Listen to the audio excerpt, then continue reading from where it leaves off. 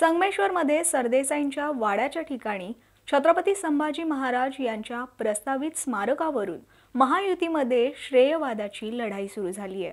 सरदेसाई यांच्या मालकीच्या जागेला सर्वप्रथम राज्यमंत्री योगेश कदम यांनी भेट दिली असा दावा शिवसेनेचे नेते रामदास कदम यांनी केलाय। योगेश कदम यांच्या भेटीनंतरच सरदेसाई यांनी स्मारकासाठी जागा देण्याचं कबूल केलं असं रामदास कदम यांनी म्हटलंय।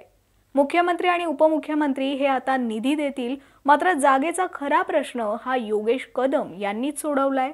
उपमुख्यमंत्री एकनाथ शिंदे जर संगमेश्वरमध्ये येणार असतील तर त्यांनी त्यांच्या सोबत योगेश कदम यांनाही घेऊन जावं असं आवाहनही रामदास कदम यांनी शिंदेंना केलंय। रामदास कदमांच्या या वक्तव्यामुळे उद्योगमंत्री उदय सामंत आणि कदम यांच्यात अंतर्गत वादाची ठिणगी पडली असल्याची आता चर्चा होते। संगमेश्वरमध्ये संभाजी महाराजांचे तिथे होय संगमेश्वरमध्ये छत्रपती संभाजी महाराजांचं भव्य स्मारक बनवण्याचा घोषणा राज्यमंत्री योगेश कदम यांनी केले,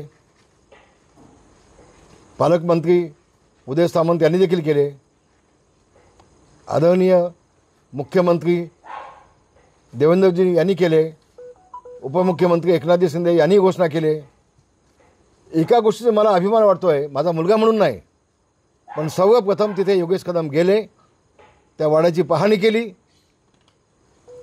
त्या सरदेसाईंना भेटले आणि मला सांगायला अतिशय आनंद होतो, योगेश कदम आणि सरदेसाई मागे त्या वाड्याचे मालक यांच्या 3 मीटिंग झाल्या आणि सरदेसाईंनी योगेश कदम यांना कबूल केलंय की छत्रपती संभाजी राजेंचं स्मारक बनवण्यासाठी ही जागा मी आपल्याला देतो।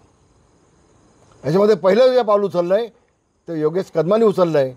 मात्र आज राज्याचे उपमुख्यमंत्री स्वतः भेट देत आहेत, त्याला निधी देतील, स्मारकाची घोषणा होईल, पण जागेचा प्रश्न सोडवण्याचं काम ज्या योगेश कदमांनी केलंय त्यांनाही सोबत घ्यावं अशी माझी एकनाथ शिंदेंना विनंती आहे।